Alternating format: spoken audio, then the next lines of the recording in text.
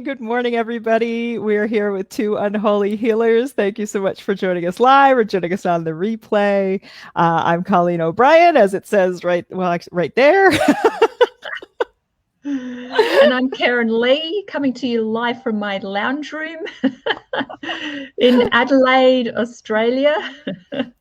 And yeah, welcome to everyone. Our topic for today is the curse of the poor healer, which is such a amazing topic because it's somewhere that both Colleen and I find people really get stuck when they're doing their healing work. So where we're going to start with this today, Colleen? I just love this title. I love the curse of the poor healer. Yeah. Like it really kind of gets into those dark areas, right? Because so many healers are like, oh, it's just all love and light, and nature will provide, or the universe will give me everything. And it's like, no, girlfriend, like that's we gotta be real. So, oh, Catherine's here. So you said hello. Hi, Thank you so much, Catherine. Thanks for joining us. So let's get into the nitty gritty, like curse stuff. Like what is some healers I find, because they don't have the money, they project onto the money whatever that feeling is, like, oh, I don't like money, and then they have this really awful relationship with it. It's because it's like, you're like a terrible, partner, right? You never show up on time, you're never there when I need you, you're never getting enough. And really, how much of that is a reflection about how they feel about themselves? Yeah, exactly. That is just then manifesting as their financial situation. Yes, and just as a little aside to that, when people say things like, I can't afford it, or it's too expensive, what they're really saying is, I'm not willing to choose that. So whether that's because of a lack of belief in themselves, whether it's because they're judging what it is that someone else is offering, whatever it is, it's that what they're saying is, I'm not choosing that. So if you're not willing to choose something greater, then you're often not willing to also receive something greater. So in other words, you can judge someone for the price of their sessions, or the type of work they're doing, or whatever it is, but it's like, well, are you actually choosing that? Are you willing to receive that? Because it's very easy to say, oh, it's too expensive, but when the energy behind that is actually, I'm not willing to choose that level of change, or something like that. So yes, we project all of this stuff onto money. Right. And, I would say there is an element of, when you say I can't afford that, you are choosing to not afford that, right? Yeah. What you say is what you get. So you're calling that forth, like, yes, I can't afford that, so that's the experience. The universe is like, your wish is my command. Now you can't afford it. Now you can't afford it. Exactly. And we were speaking earlier too about, because before we get on, before we go live, we have these little chats, and lots of stuff comes up that helps to bring up the energy. In the green room, which today in the green room, right? Green for me. right. And we were talking about soul level beliefs. These are some of the ones that really stick people, because Colleen can talk a little bit more about the two aspects of the physical and the spiritual in relation to creating change with money. She can talk about that in a moment, but one of the things that I wanted to mention was, when we have deep soul level beliefs that are impacting what we receive in the world, they're often quite insidious. You can't see them. This is where the kind of curse energy comes in. Now, just as an example, a friend of mine had the soul level belief, I have to help others so I can help God. Now, if you said that to someone consciously, they might be, yeah, that sounds a bit weird. I don't have to help God, that's crazy. But on some level, on this soul level, there was a belief that she had to help. So she constantly went around helping people, giving away her services for free, all of that sort of thing, and never fully receiving for herself. Now, once we change that belief of, I have to help others so I can help God, that actually shifted what she was able to receive in her life. And she stopped practically well, sacrificing herself for everyone else, because just being you is being in service to God, I suppose, if you want to look at it from that perspective. We're here to shine our light and do our thing in the world. That's all that's required of us. So, you know, some of the other beliefs around that, I have to save humanity. You know, I have to heal the world, all of that type of thing. You know what I mean, Colleen? Yes. Well, and the way that all of those had that language of having to do it. Like I Yeah. have to do this. I have Yeah. no choice. Yes. Right? And all of those sticky soul level beliefs, like those oaths, those vows, those curses, you know, kind of what I call energetic ties, right? And so sometimes they can be, you know, commitments or soul contracts or hexes or obligations or pledges or promises. You know, sometimes, you know, what did I have the other day? I think I had a blood hex. I was wow. like, yeah, I was like, okay. I don't even remember what it was about, but you know, because that's what's great about healing is you like once you're free of that energy, it doesn't come back again. Exactly. So Exactly. yeah. So curses are among those energetic ties that are really what I call sticky. You know, they follow you from lifetime to lifetime until they get resolved or rescinded, and you know, it's something that is so deep on the subconscious level. It's not really easy to get to. Like as healers, it's so easy when you're like, oh, okay, let's talk about a story of something you observed, or like how did your parents handle money, or you know, what direct experience did you have with this, or and you know, those are pretty easy to feel into because you've got a conscious memory of that. A lot of these soul level beliefs, you've kind of quote unquote fallen asleep. You've forgotten them because they've happened lifetimes ago or happened in between lifetimes when you weren't in a body. So you don't have like a cellular memory to hold on to really even identify with that. Exactly. Yeah. And they can be life changing when you uncover them and figure out what's going on there too. But there was another thing that you said that I wanted to highlight as well, when you said, you know, just being yourself is the gift. I've had so many beliefs that I have to be somebody else. Wow. To be a healer, to be successful, to have money, to be fully financially supported. You know, and that's a really big thing too, because from birth, we're kind of programmed that, hey, this is the way society works, and these are the things that you've got to do, and this is how you have to show up, and these are the rules. And if it's counter to what you already know to be true, you know, you're powerful enough that you can change yourself and mold yourself into whatever you want. But if you're choosing to please somebody else, then you're never really truly authentic. And so you're not really going to be able to grab onto and ride that stream of the abundance that is what the universe really thrives on, right? Like nature is always kind of showing up and showing out. It doesn't hold back, right? Like it's when things bloom and pollen's everywhere, like it's just woo, like everything's all going on. Like it doesn't hold back and be like, oh, I'm gonna wait for a rainy day until I let this flower bloom. Yeah, exactly. And just welcome to everyone who's coming on and saying hi and being with us today. I see quite a few people there, which is really cool. I want to go back to one thing you said about the curses. When we take on a curse, no matter where, when, how that happened, the important thing to remember is you cannot take on a curse without at some level agreeing to that. And usually the underlying thing is connected to guilt. Like for you've killed that person in a past life, or you've done something that makes you feel guilty, and that is why the curse can actually attach to you. So no one can really do anything to you unless you allow it at some level. So what I found in, you know, you can release those curses, but also release what is holding that in place in terms of you know, connect with what was the life or what was the situation that you had with that person, and clear that as well, so that you're not going to take that energy on anymore. So it's just another level of clearing.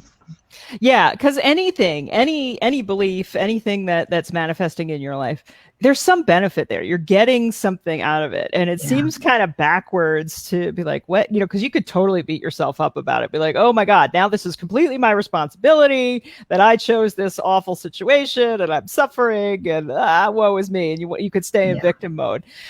So it's much more empowering to be like, okay, what am I getting out of this? What's the gift here? Yeah. I find that a lot of that curse energy that I've carried is really revenge based. It's like, I'm going to stay in this awful suffering place because then I can hold this other person in this awful suffering place. And that's how I get back at them. Right. Yeah. Like, I'm going to stay poor so that they feel bad.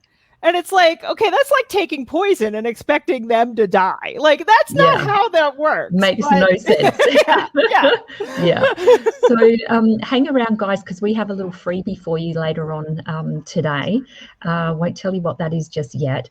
What I wanted to mention was the lady who wrote a comment in the chat earlier. Was it Ipu? Is that her name? Collean? Yes. Yes. Thank you. Thank you so much for making a comment, Ipu. So, great. Thank you. Yeah. Thank you to her for chiming in and mentioning that, because this is a really interesting topic. She spoke about family. Do you want to have a look at the actual? Sure. Yes, it's a rather long comment. So rather than sharing it on the screen, I will share some of it with you. So she's an Indigenous healer, and so sometimes she's got immediate family, extended family, or even the tribes, like people she's very connected to in a family way, who are asking her for healings and not paying her for it. And she's been doing this professionally for over 30 years. And she has been working on herself and speaking up for herself, but it still comes up for her, and that it's hard for her to say no. Like, I really do deserve to be paid for this. And she's willing to give freely as well too, right? Like, you've got to be in that energy of giving and receiving too. You can't always be like a give and take. It's more of a gifting and receiving. And again, she's a very talented healer. She's been doing this for a long time. So I get that, Ipu, you're a little frustrated that why does this come up again? So we wanted to say a few things for people who are watching too, that this does speak to having strong energetic boundaries, right? Especially with family, that boundary is always, they're the people that are closest to you. So you're going to let them in, but you're also most vulnerable to. And I love too, Keryn, you had said when we were in the green room, like, oh, here's the boundary and I'm your family. Stop. Like, I'm just going to walk right over that. Right. So it can be tricky with families too. And it reminded me of, when I was in information technology and I would go out to happy hours or something to socialize and meet people. And you'd always be like, oh, what do you do? And I would mention I was in IT, and they'd be like, oh, great. I've been having this problem with my computer and it does this. And it's like, okay, like, I am not on the clock here, buddy. I didn't come here to fix your computer. I came here to meet people. And it kind of feels like that. Like, or you go to a family reunion and you're like, oh, so-and-so is the lawyer. Like, let me get some free legal advice from them. So it feels like, sometimes, when you meet family, they're like, oh, yeah, they aren't going to mind. Like, let me just ask them to do this for me. So it does seem to be like a common theme, but I think Ipu, because, she is really in a family and in an environment where so many of the people she's connected to are still living in that paradigm of, having that healer be a part of the tribe. And you don't necessarily have to have physical money being exchanged because, oh, we're part of the family. This is how we support one another. But of course, we're living in the 21st century. And so how do you manage that with these changing times, right? Yeah. And there's two things that I picked up from what she said. One was, you have to educate people about how you want to be treated as a healer. And that goes for family as well. So that comes back to boundaries. And also, she said that she gives, but finds it hard to take. And I would do some work around that, Ipu, because I wouldn't see it as taking, I would see it as receiving. So it's almost like you feel wrong that you're taking something from them if you receive something for yourself, but actually see it as receiving, like allowing yourself. It's like the yin and yang symbol. It's in the receiving you give, and in the giving you receive. And if you're not in that flow, if you're just giving, then you're actually doing them and yourself a disservice. And as I said, you have to educate people how you want to be treated, and that's about setting guidelines and boundaries. Now, some of the guidelines I set in my business was not answering the phone after certain hours, and things like that. Now, for family, they have a great way to push the boundaries even more because you love them. There's those soul connections that you have with them. You want to help them, but you actually really have to be even firmer with family boundaries, because they're the ones that are going to push you the most.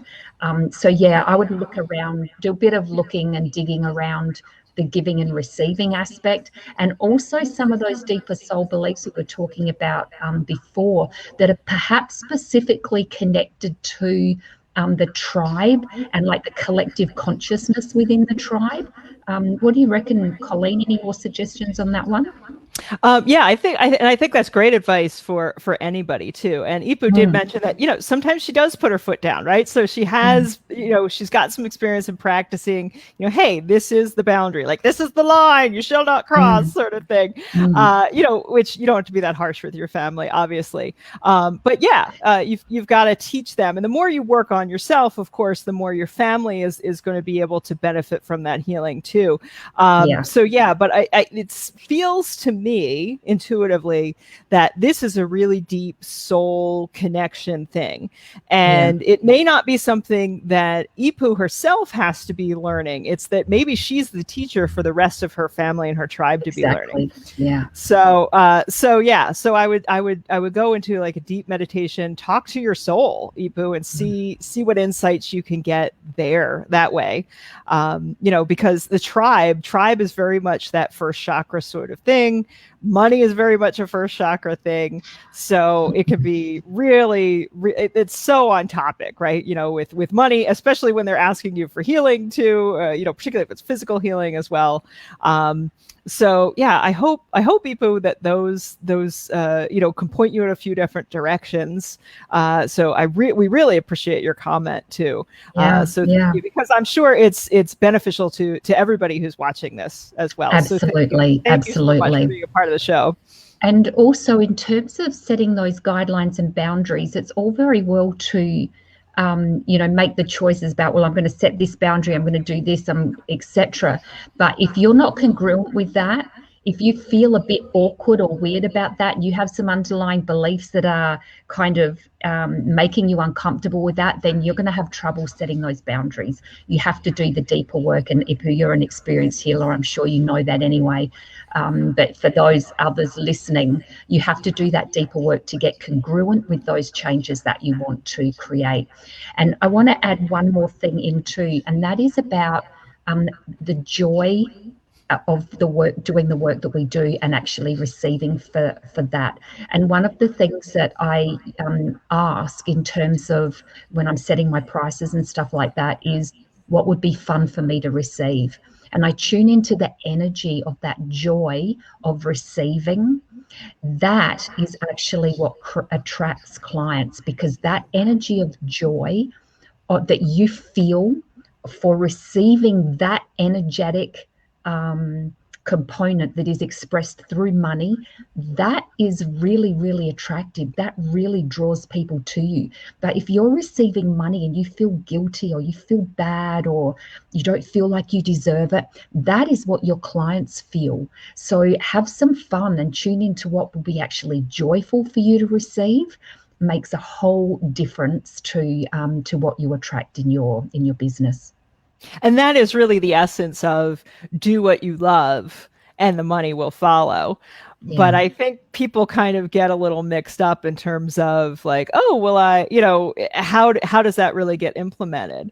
Because how many programs are like, oh, here's the formula, like follow these steps and do this. And it's like, okay, how come this person, did all of the steps and they're super successful and I'm over here and it didn't work out for me, right? Yeah. Like we did the same thing. We made the same deadlines. We invested the same money. We took this, took out the same advertisements, but they got the results that they wanted and I didn't get that. And that's where that underlying belief systems, that energy really, really lies, because there's really two components to money with any profession, but particularly with healing. And part of that is like the practical knowledge of, what investment vehicles am I using, getting a handle on like how much money is coming in and how much is going out, and that can be learned. That you could even hire somebody to do that for you too. That's one component of, how do I deal with physical money in 3D reality so that I can be supported here on the planet? And then there's the feelings, the emotions, the belief systems about what is the energy of money, what is this, and the meaning that we attach to it. Oh my God, like these are just really, pieces of paper that we've all collectively decided have a value that we're exchanging. It's just a really convenient liquid way for us to keep tabs on okay, you did the service for me, I exchanged these goods with you, rather than my actually carrying like sacks of rice for you, because that's carting a few goats with you everywhere you go. Right. Like that's insane, right? So it's a form of exchange. We attach so much meaning to it sometimes, or, like a particular amount means something, or you feel guilty for accepting a certain amount, or you feel bad that you didn't get paid as much as you wanted to, right? Like it could go both ways too. Absolutely. So, really looking at, what is your relationship with money? How do you feel about it? And what do you believe you are based on how it shows up for you? Yeah, so this might be a good time to share our little gift we have for everyone. I'm going to put that banner on there. There we go. So we have a free PDF that we would like to share with everyone. It's got some tips for different aspects of money, different ways of looking at it. Some tips and ideas that we have to help get free of the curse of the poor healer. So please feel free to type that address in. We will also put it in the comments under this live feed. So pop on over and grab yourself that free PDF. Colleen, did you have any? Oh, yes, your book, do you want to share about that as well? Oh, yes. There's also information about the book there too. But I'm super excited because I finally got a physical copy of my book. It is available as an ebook exclusively on Amazon Kindle. But if you want a physical copy, this is what it looks like. I'm so pleased to be able to show this to you. So this is called Reasons You Are Not a Better Healer. And I don't know if you can read that amazingly long subtitle, but it is Limiting Beliefs Preventing You from Being the Successful, Effective, and Profitable Healer You Can Be. So there's well over 400 limiting beliefs in here that you can test for and dig on. And, I know, Keryn, you've been going through some of these beliefs too as well. I'm up to chapter 5, and I would like to recommend it for everyone because as a theta healer, we do a lot of belief work, and I've been working through this and I'm still getting beliefs that were, came up as negatives to me. And what I really liked about this book is normally as a theta healer, we would go through and check each of those beliefs and change each of those beliefs. But with the little affirmations that Colleen has put at the end, if you just download them, what I've found so far is that is clearing all of the beliefs. So, go back and test them just to double check, but that's what I'm finding so far. So, yes, and a few chats here. Congratulations from Stephen. Sounds awesome from Catherine. Thank you, guys. And someone else I noted, Tyson, who's left a heart there. Thank you very much, guys. We're loving all the love. Yes, thank you. So please be sure to pop on over to pick up that free PDF. It's we've really did a lot of work on this PDF, and we're quite proud of ourselves on this. We are. We have fun doing it. Yes, yes. So there's a lot of practical tips in there. The steps that you can take right now to really just start to change your money situation. Because as I said, there's really a two-pronged approach to this, right? You could change all the beliefs and do all the energy work, but if you actually do not have a handle on, you know, how much money is coming in and being able to like have systems in place to be able to pay your bills on time, it's not really going to help you out. Similarly, too, if you've only got the practical piece of like, okay, I've got all my accounts set up and I know how to transfer everything and I know how much money is coming in, but you still kind of have these really awful feelings or negative beliefs and don't even really handle money, you've got to approach that as well. So it's really a two-pronged approach there. So the PDF has got a lot of practical tips in there that you know you can take right now, which is great. It's also got a link in there and some information about a program that you've got coming up as well, Keryn, that I'm super excited about and I've already signed up for. So do you want to talk a little bit about that program that's coming up in just under 2 weeks? Yeah, absolutely. So that's the Secret Language of Money. It's just a one-off online class. And I'm super excited about this because I really got some interesting perspectives on money that sort of came through as I was doing this. We're going to be looking at what I call the 7 money diseases. So, and the limiting beliefs, etc., that connect to each of those diseases. And we also have some deep clearing work that we're going to be doing. So I won't go into all of that now, but just we'll put a link once again for this one so you can stop over and check that all out. Well, it's also in the PDF. So if you go and you sign up for the PDF, you'll get the information all in one place. Yeah. So yeah, feels like Tyson just left a couple comments here. What's really holding him back from abundance are thoughts of self-sabotage and self-abuse. Yeah. Can I, you don't have to share this, Tyson, but are you feeling that in your gut? Because I've been doing a lot of work lately and my stomach has really been doing flip-flops and stuff. And I know it's not physical hunger, but so often in the past, it would be like, oh, I must be hungry. And you just eat something to feel better. And it's like, no, like that's where I'm storing abuse and anger and, you know, just really being frustrated about like money not showing up. You know, so, you know, when you had said, you know, having patterns there, I was just curious if maybe that was where you were feeling it in your body. But I love that you've got that insight there too as well, Tyson, because you're also a very talented healer. So I'm really curious to see where you're going to be able to take those and how, you know, what shifts you're going to be able to get really, really quickly having gotten those.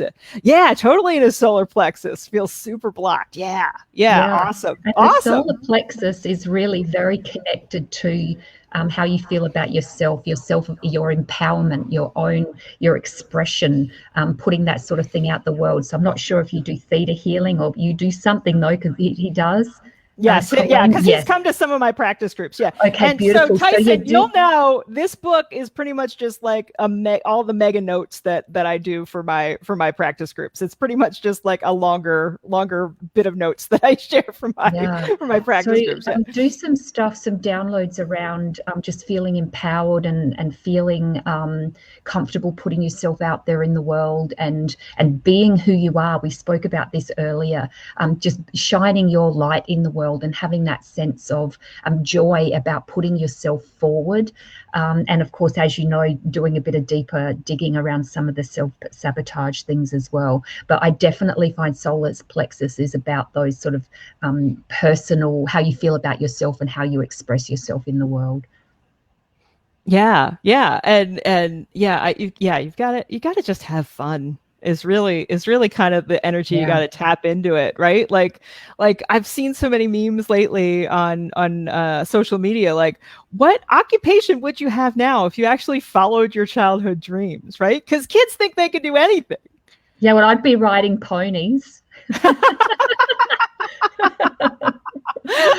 love the image of you riding ponies. That's awesome. I love horses. I still love horses, but falling off these days isn't quite as fun. So, you know, not that I would do that, but yeah, it's always the thoughts there. Anyway, Yeah. we've had an amazing day today. Thank you so much for being with us. We're going to tie it off there, and thank you all for being here. What are we talking about next time, Colleen? I think, well, again, we kind of talked a little bit about it today. Was talking about some energetic boundaries of establishing and keeping strong energetic boundaries, and so I think we're going to focus the next whole show on that. And when is our next show?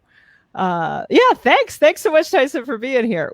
I think it's in 2 weeks, isn't it? Yes, yeah. I think it's Wednesday the 16th of June, my time, Eastern Daylight Time. That will be Thursday the 17th of June on Australian Central Standard Time, and of course you'll follow the page. You'll get those updates as well. We're doing that. And be sure to pick up your free PDF gift. It's going to be an instant download once you go to the page and enter your email and confirm your subscription. So we love that you were here. Thank you so much for being here, whether you were here live or on the replay. Thank you so much for your contributions, and we will see you all next time.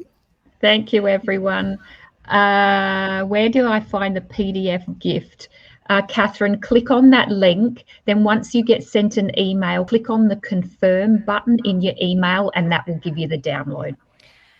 I'm going to try, Catherine, to see if I can tag you in the comments on this live. It doesn't look like I can, but the comment is the link itself is in the comments of what you are watching right now. So you should be able to find that there as well. Oh, okay, cool. Thanks, Catherine. everyone. Okay, you got it. Thank you, Stephen. Thank you, everybody. Thank you so much. Have a wonderful evening, wonderful day, wherever you are in your part of the world. And we will see you on our next episode. Bye. Bye.